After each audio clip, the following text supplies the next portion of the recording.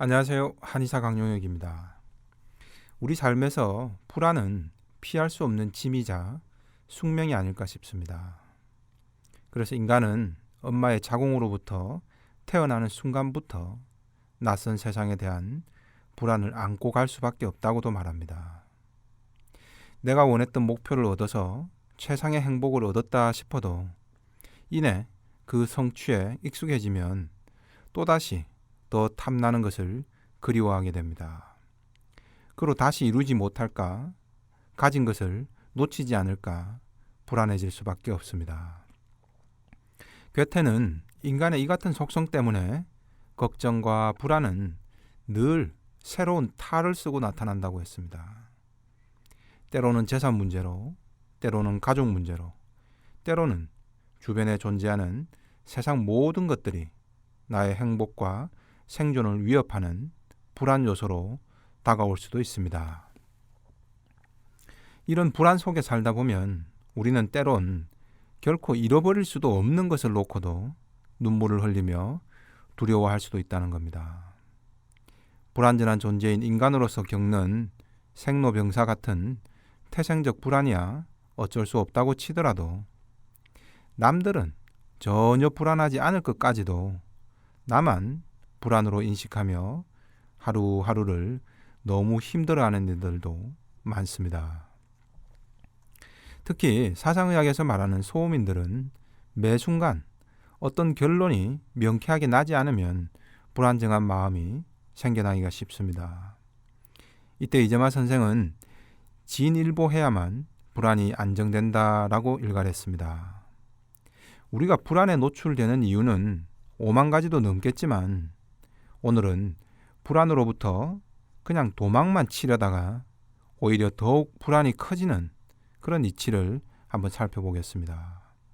그리고 이재마 선생이 던진 진일보라는 화두가 과연 어떤 의미인지 한 청년 환자를 통해서 살펴보도록 하겠습니다.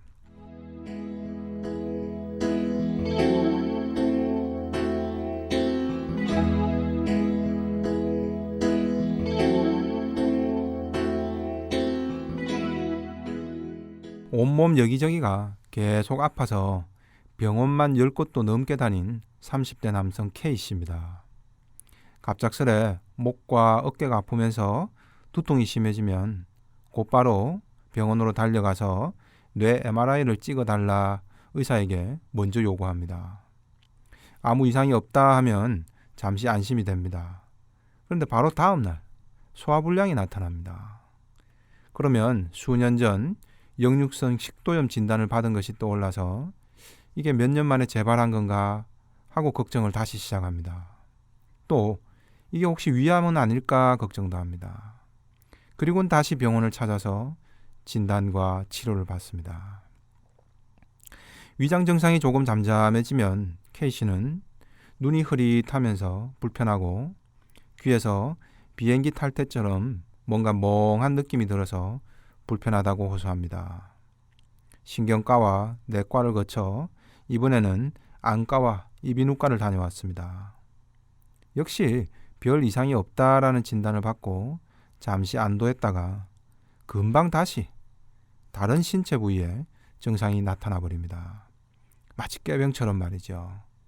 바로 불안장애 때문에 나타나는 신체 증상들의 특징들입니다. 환자들은 종종 실제로 내 몸에 증상이 이렇게 있는데 이게 어찌 스트레스 때문인가요? 라고 반문합니다. 하지만 물 한 잔 마신 것도 없는데 뭔가 불안하거나 스트레스를 받으면 위경련까지 생기면서 토하기도 합니다. 머리가 깨질 듯이 아프기도 하고 팔다리가 마비가 되기도 하고 실신과 졸도를 하기도 합니다. 지금 K씨가 딱 그런 경우죠. 근데 K씨뿐만이 아니라 우리가 경험하는 신체 증상의 대략 30-40% 정도가 바로 이런 불안 때문에 실제 신체 증상으로 이어지는 경우라고 합니다.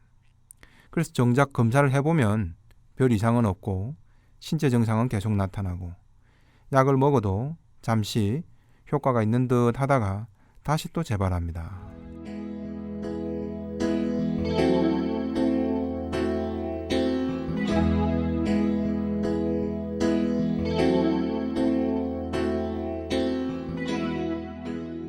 K씨도 그렇습니다. 처음에는 A 부위에서 통증이 나타나다가 금방 다시 B라는 증상이 나타납니다.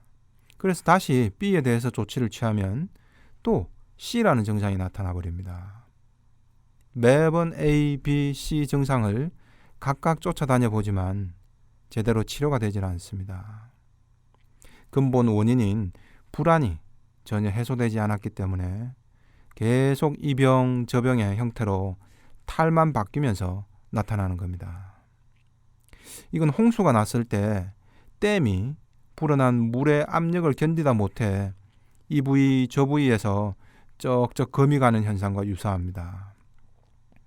1번 부위에 금이 가서 시멘트를 발라도 금방 2번 부위가 또 갈라지는 겁니다. 2번 부위에 조치를 취하면 다시 3번 부위, 4번 부위가 갈라지는 식이죠. 터져 나오는 증상들만 쫓아가면서 임시 방편만 취할 것이 아니라 근본적 조치를 해야겠죠. 댐이라면 물을 얼른 방류를 해서 수압을 낮춰야겠죠. 그런데 K씨는 왜 그럴까요? 겉으로는 자신의 신체 증상을 걱정하고 있지만 사실은 자신의 삶에서 불안의 홍수가 넘쳐 몸이라 할 수 있는 댐 여기저기서 균열을 보이고 있는 겁니다. 그런데 이걸 자꾸 댐 균열 부위만 쳐다보다 보니 아무리 검사를 하고 치료를 해도 근본적으로 치료가 안 됐던 겁니다.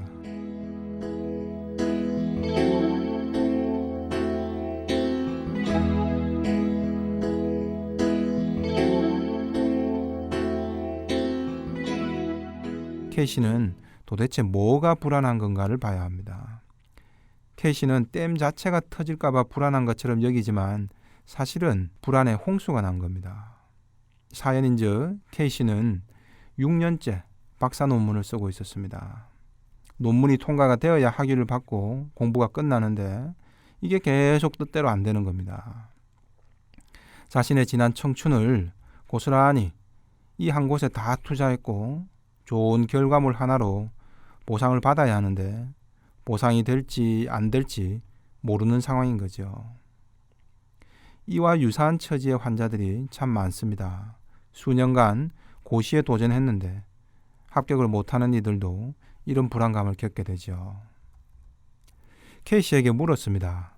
만약 올해도 학위가 통과가 안 되면 어떤 상황이 됩니까? 라고 말이죠. 그랬더니 K씨는 그쪽은 생각해보지 않았다라고 답합니다.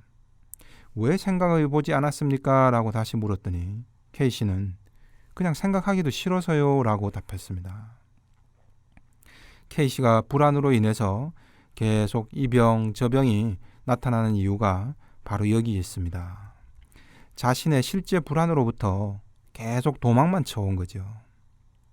이 상황을 조금 다른 예의 비유를 해보겠습니다. 내가 정말 좋은 투자처라고 생각이 돼서 주변에서 돈을 죄다 끌어와서 한 곳에다가 다 올인을 했습니다. 부모님 돈, 친구 돈, 일가 친척들 돈까지 다 끌어왔습니다. 여유가 없는 친구들에게는 카드 대출까지 받게 해서 큰 돈을 마련해 왔습니다. 그리고는 한 곳에 투자를 했습니다. 분명 이게 오를 거라고만 믿고 있습니다. 아니 반드시 올라야 한다고만 자꾸 되뇌이고 있습니다. 그런데 이상하게 잠이 안 옵니다. 그리고 심장도 막 두근거립니다. 뭘 먹어도 소화도 안 되고요. 버스 타고 가는데 숨이 갑자기 안 쉬어집니다. 지하 백화점에 갔는데 갑자기 토하고 다리에 마비가 오고 죽을 것 같습니다. 도대체 왜 이럴까요?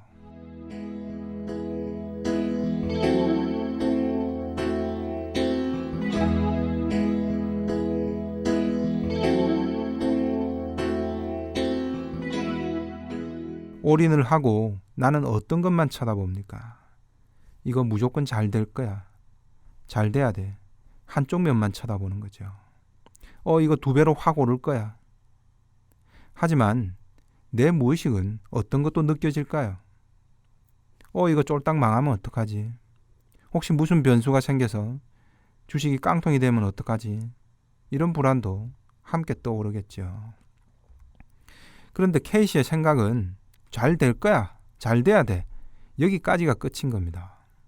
이런 불안을 더욱 구체적으로 따져보지를 않았던 겁니다. 만약 최악의 상황에서 깡통이 되었을 때 나는 어떤 후속 처리를 할 것인가? 이 시나리오도 계산을 짜놔야 했던 겁니다. 근데 K씨는 무조건 학위가 통과된다는 쪽만 생각했지 잘 안 되는 경우의 수가 발생하면 어떻게 할지는 구체적으로 생각하기도 싫은 겁니다. 그냥 그건 안 쳐다보고 싶은 겁니다. 그래서 생각을 거기서 멈춰버렸던 거죠. 이 상황은 마치 밀림에서 맹수가 점점 다가오는데 나는 내 손바닥으로 내 눈만 가려버리고 있는 상황입니다. 물론 내 눈에는 맹수는 잠깐 안 보이죠. 그 순간 나는 안전하다고 믿고 싶지만 나 또한 이게 점점 더 위험이 다가오고 있다는 걸 직감적으로 느끼게 되는 겁니다. 지금까진 K씨는 당장 내 눈에만 불안을 안 보려고 고개를 돌려버린 겁니다. 손으로 가려버린 거죠. 그럼 그것이 없는 것이 되느냐? 그 불안 요인이 없어지느냐? 안 없어지고 한 발 한 발 더 내게 큰 불안으로 다가오고 있는 겁니다. 쳐다보지 않으니까 오히려 불안이 홍수처럼 불어나 버리는 겁니다. 내가 박사학위가 통과되면 좋겠죠. 그런데 쉽지 않은 겁니다. 내가 되기를 간절히 바라는 마음은 당연한 겁니다. 하지만 안 되었을 때는 나는 어떻게 할 것인가도 플랜을 짜놔야 하는 겁니다. 그때 벌어질 수 있는 상황과 대비책을 미리 마련해 두는 게 바로 진일보, 한 발 더 나아가서 생각하자는 겁니다. 그래야 불안은 훨씬 덜해집니다. K씨의 경우 만약 올해도 박사학위 논문이 통과가 안 되면 어쩔 것인가? 다른 학회지에 다시 1년 더 투고를 해볼 것인가? 아니면 될 때까지 할 것인가? 그렇다면 언제까지 할 것인가? 2, 3년이 더 걸려도 상관이 없겠는가? 그동안 나는 경제력도 없는데 이 부분은 어떻게 해결할 것인가? 아내가 대신 해결할 것인가? 집에 아버지에게 당분간 더 도움을 받을 것인가? 아니면 1년만 해보고 때려치우고 취업을 할 것인가? 이 모든 결정을 내가 미리 생각하고 플랜을 짜놨더라면 불안도 덜했고 여기저기 몸이 아픈 형태로 나타나지도 않았을 겁니다. 만약 올해도 안 되면 앞으로 얼마를 더 할 것인가라는 문제 하나도 명쾌하게 결정 내리지 못한 채 그냥 떠밀려만 가다 보니 자꾸 불안에 휩싸이는 겁니다. 나는 이것밖엔 할 줄 아는 게 없으니 10년이 걸려도 이 길로 가겠다든지 그러면 그 길을 위해서 나는 또 어떤 대가를 치를 것인가? 아내의 불만족은 견딜 수 있겠는가? 주변의 시선은 괜찮겠는가? 등등을 충분히 추론할 수 있는 데까지를 더 따져보고 각각의 경우의 수를 찾고 그에 대한 내 행동 방향도 결정해 놔야 했던 겁니다. 내 소중한 청춘을 전부 투자해 놨으니 이건 무조건 잘 될 거야. 무조건 잘 돼야 돼. 안 되면 어떡하지? 몰라. 뭐 어떻게 그때 가서 되겠지. 이렇게 한 군데다 배팅을 올인해 놓고 있으면 어떨까요? 하루 종일 불안해지는 겁니다.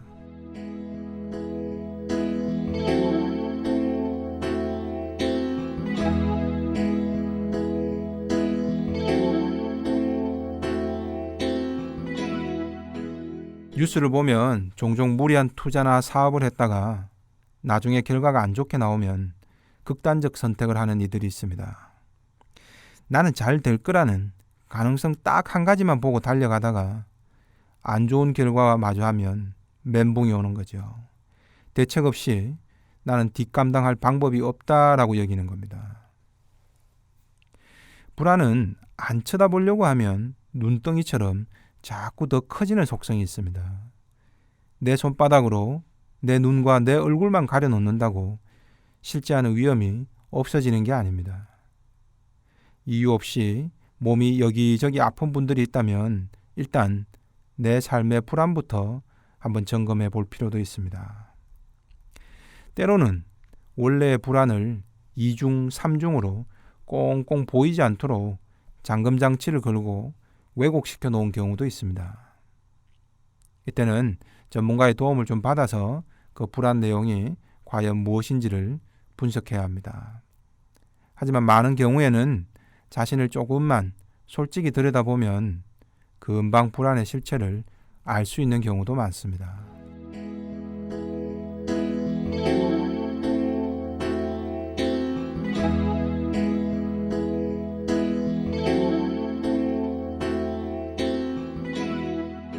이때 빛을 불안이라는 어둠에 비추면 조금씩 사라지기 마련입니다. 얼음에 햇볕이 비추면 얼음의 크기는 점점 줄어들 수밖에 없듯이 말이죠. 합리적 추론을 통해서 내가 진짜 불안한 내용이 무엇인지 도망만 치지 말고 솔직하게 자신과 대화해 보는 것이 필요합니다. 그리고 부정적인 예상 결과에 대해서는 그 다음 단계로 한 발씩 미리 나아가야 합니다. 이게 바로 이재마 선생이 말한 진일보함으로써 불안한 마음을 안정시키는 비법인 겁니다. 내가 선택할 수 있는 대안도 추론해 보는 것이 필요합니다. 이런 추론 과정이 바로 불안과 어둠에 빛을 비추어주는 그런 역할을 하게 될 겁니다. 지금까지 한의사 강용혁의 심통부리기였습니다.